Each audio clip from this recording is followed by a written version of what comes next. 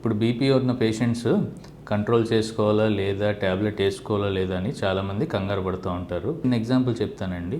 ఇప్పుడు water pipe ఉంది. Water pipe ట్యాప్తో connect చేసి ఉంది. సో నార్మల్గా ట్యాప్ ఎప్పగానే వాటర్ ఇక్కడే పడుతుంది.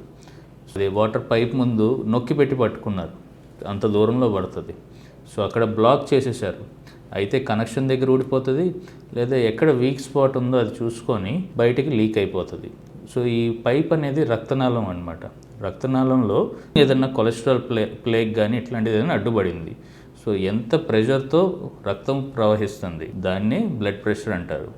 ఇన్కేస్ పూర్తిగా అడ్డుపడింది అంటే స్ట్రోక్స్ ఇట్లాంటివి వచ్చేది అందువల్లే, హార్ట్ అటాక్లు కానీ ఇట్లాంటివి. సో ఇవి కంట్రోల్ చేసుకోవాల్సిన పనులు.